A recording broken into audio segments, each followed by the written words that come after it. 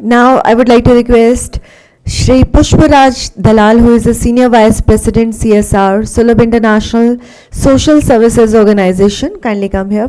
Please welcome him with a big round of applause, everyone. Namaskar.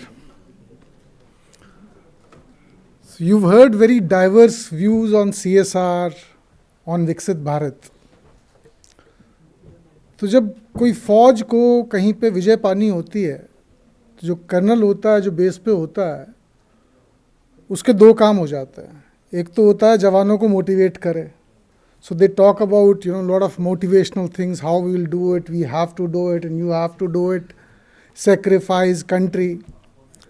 The second part is, after the Jawans they're gone, they leave, he calls in the platoon commanders and talks strategy with them. कि इस पहाड़ पर चढ़ाई करनी कैसे है, कौन सी पलटन कहाँ से चढ़ेगी, कौन कहाँ से फायर करेगा. So I'm just giving an extract example. तो किसी भी चीज़ को अचीव करने के लिए मोटिवेशन और स्ट्रैटेजी दोनों चीज़ों की ज़रूरत होती है.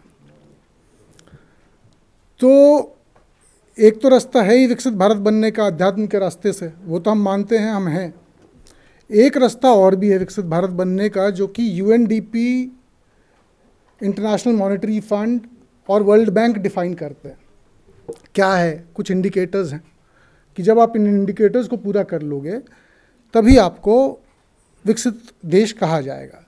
उससे पहले हम जाते हैं सीएसआर समझते हैं. पहले सीएसआर बहुत जल्दी से समझते हैं. सीएसआर फिलैंथ्रोपी नहीं है, 2013 के बाद तो बिल्कुल नहीं है. एक मैंडेट है कि जो कंपनीज जो समाज में काम कर रही हैं वो बहुत कुछ समाज से लेती हैं, रिसोर्सेज लेती हैं. They extract water, they extract a lot of resources from earth, from the country. So they are suppose to pay back to the society in some form, and that is what the CSR mandate is. That 2% of your annual profit you have to reinvest in societal or environmental projects. अभी क्या है वो space? Currently, from 13 onwards, 2013, the CSR mandate came in. There's a consistent increase in number of companies who are complying with CSR guidelines, and there's a consistent decrease in number of companies who are not complying. So this yellow line represents the companies which are complying, and the red line represents companies which are not complying. I'll just actually take it out on my this thing. So abhi current spent, the total CSR spent in the country as per 23 is 25,000 crores. So which is not a small amount by any means. In terms of volume.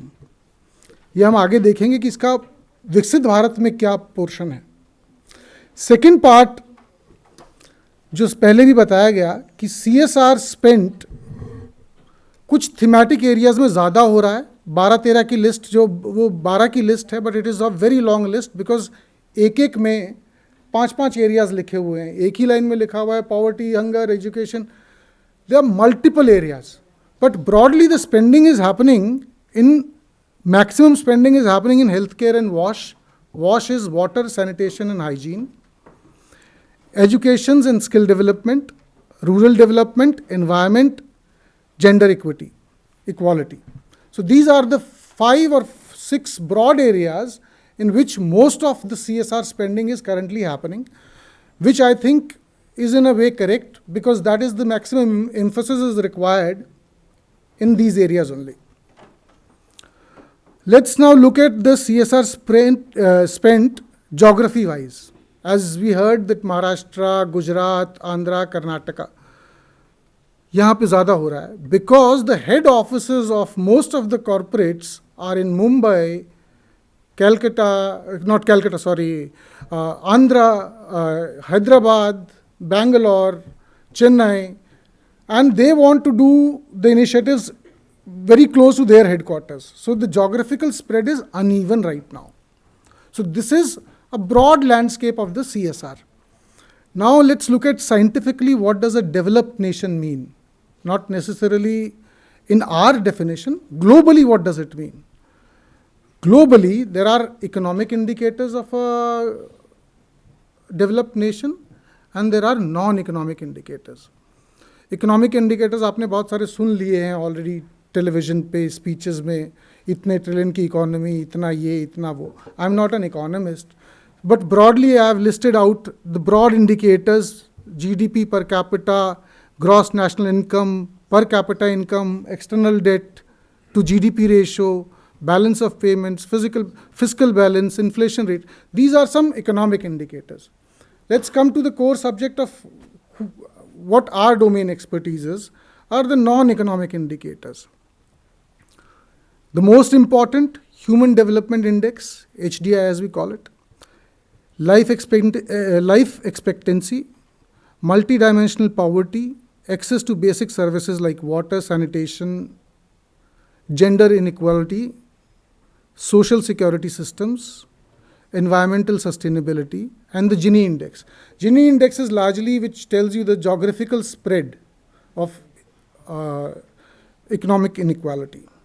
Going further, now this statement is not only कि हमें विकसित भारत बनना है, statement पूरा ये है कि हमें विकसित भारत 2047 तक बनना है.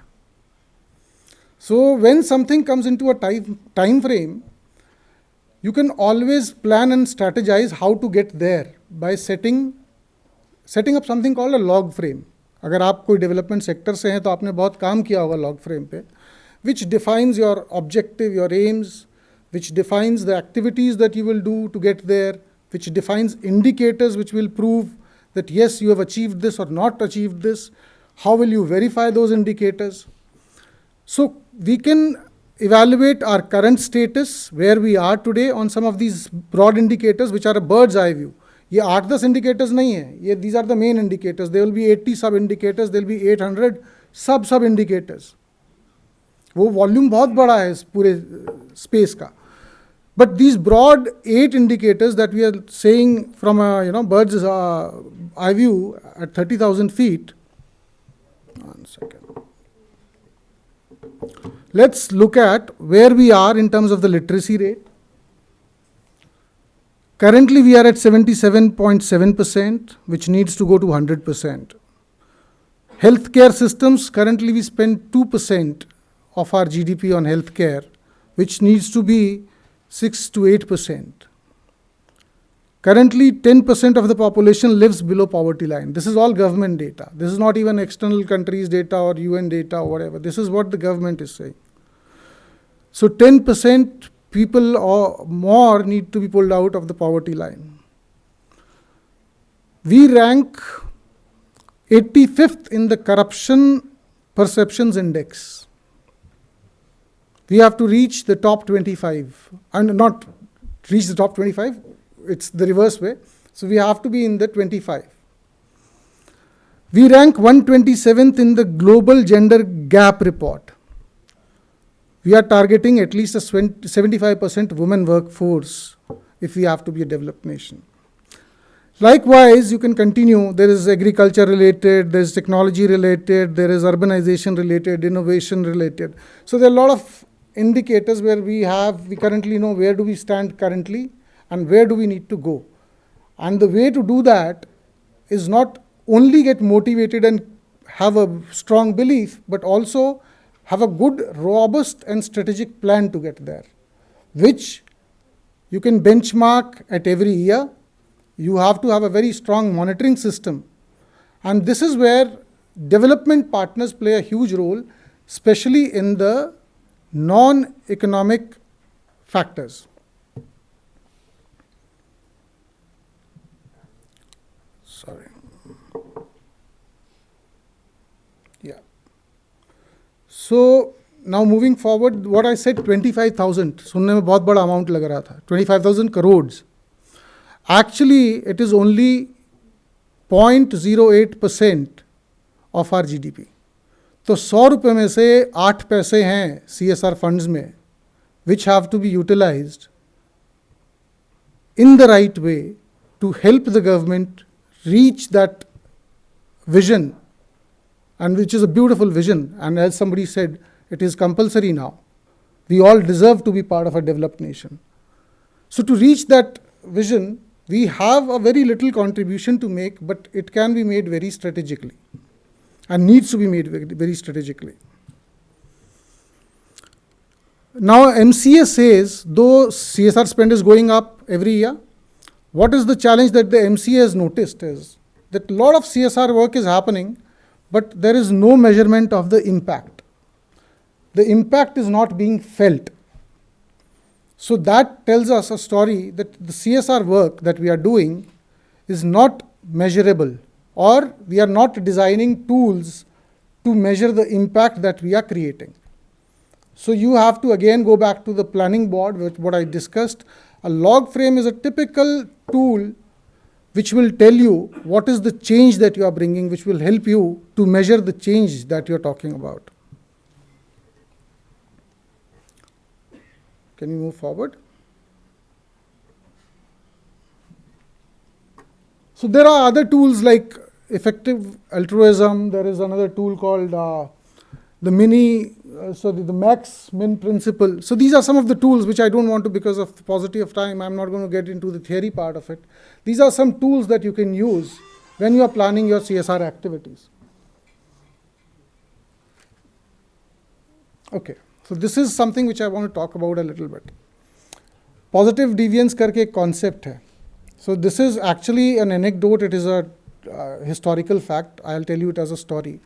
1970s की बात है. After the Vietnam War, Vietnam was really struggling to resurrect themselves. And what they found was that a lot of children in Vietnam were malnourished. 8 children out of 10 were malnourished. The government tried to do everything in their power, top-down approaches usually that happen. And they were not able to decipher the problem. So one wise man in the room said कि 8 में से 2 बच्चे ऐसे भी तो हैं जो malnourished नहीं हैं. Why don't we study them instead of trying to study the 8 children that we are talking about? And when they studied them, they found that in the same communities, in the same geography, these people were staying. But how come they were not malnourished? उनकी माएँ उनको चुपके से shrimp खिलाती थी. And shrimp was a taboo in Vietnam in those days. It was taboo because it was seen as something harmful for children. But it was a huge source of nutrition. तो वो जो shrimp खिलाती थी, वो उनको जब पता चला तो they realized कि जब research हुई तो shrimp was a high source of nutrition. So instead, now the government changed 2 things. One, they didn't do the top-down approach anymore. They made these women as the voices of change. They didn't tell that you do this. They brought out case studies. They took out case stories and gave them projection, made them the voice, and they became the agents of change. And they transpired this idea into other people. And slowly, through positive deviance, a cultural taboo was converted into a cultural norm. अब सिर्फ Vietnam नहीं, पूरा दुनिया shrimp खा रहा है. So, and at that time it was considered a taboo. So it is just an example of, if you apply your mind in terms of, when we say innovation, technology, they always go hand in hand. But there are a lot of innovations which are possible even without technology. Technology is 100% the benchmark of change now. The way mobile phones have come in, the way different technologies are coming in, AI is coming in, we have to cope with them. But besides that, there are ways to develop human-centric approaches जहाँ पे innovation काम आता है. दूसरा example मैं खुद की अपनी organization से देता हूँ. Legendary Dr. Bindeshwar Pathak, who was our founder, he invented a unique solution for rural sanitation. Rural areas में, गाँव में सिवर लाइन नहीं होती है, तो आपके टॉयलेट के लिए पहले संप बना देते थे और बाहर से ट्रैक्टर बुला के, टैंकर बुला के उसको खाली कराना पड़ता था. So he came up with the twin pit technology कहते हैं उसको, but it was a simple human centric innovation. लोगों की नीड को समझते उन्होंने एक गड्ढे की बजाय 2 गड्ढे बनाए और नीचे से उस गड्ढे को सीमेंटेड करने की बजाय खुला छोड़ दिया. सो एक गड्ढा चालू करते थे, एक को ब्लॉक कर देते थे. Over 3 years this would fill up. So they would block this and open the other one. Meanwhile, the water would be soaked, and what would remain was manure, which could be used in your fields. So neither you needed manual scavengers to take it out, neither you needed tankers to take it out. it became something which was useful, odorless, colorless, whatever. There was no smell in it, so you could just take it out and use it in your fields. And over 3 years, this would fill up. You open the other one, and this actually became the mainstay of the ODF movement. इसी पे भारत सरकार ने 16 करोड़ जो toilets बनाए हैं वो largely scheme को use करते हुए बनाए रूरल एरियाज़ में. अर्बन एरियाज़ में आपकी सिवर लाइन होती है, आप कनेक्ट कर देते हो. So there are simple examples around us of innovation which are not only technology driven. दूसरी बात पूछता हूँ, आपको कहीं पे 1 घंटे में, आप ही से पूछता हूँ किसी बच्चे से कि आपकी स्पीड है कि आप 1 घंटे में 5 किलोमीटर चलते हैं. Somebody says that you have to reach me, I am 5 kilometers away from you. You have to reach me in 2 minutes. How would you do it? Or 5 minutes?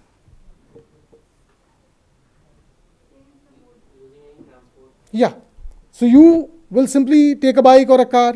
So what you are doing is you are simply using technology. So there will be many human problems where technology will become a solution. But there will be many human problems where commonsensically, common innovations can also be the solution. So there is no end to thinking, and the best part about Viksit Bharat is that the government has started on the right note. Right now what they are doing is they are inviting ideas across the board, from youth, from students, from professionals across the country, and that is called stakeholder engagement. They are inviting ideas of Viksit Bharat. There's a portal open where everybody can send your vision of a Viksit Bharat. It might be, out of the roof, but they will pick out the best ideas out of that. So the best way to start is stakeholder engagement. जिनके लिए करना है उनको उसमें participant बनाना बहुत ज़रूरी होता है. So we've started on that. I think in this year a broad roadmap is underway, is being built, and that is where collaborations of people in the CSR space can happen. That one, we identify those core areas where we can make maximum impact, और उस impact को हम measure कर पाएं. So that becomes the mainstay of contributing constructively. Thank you.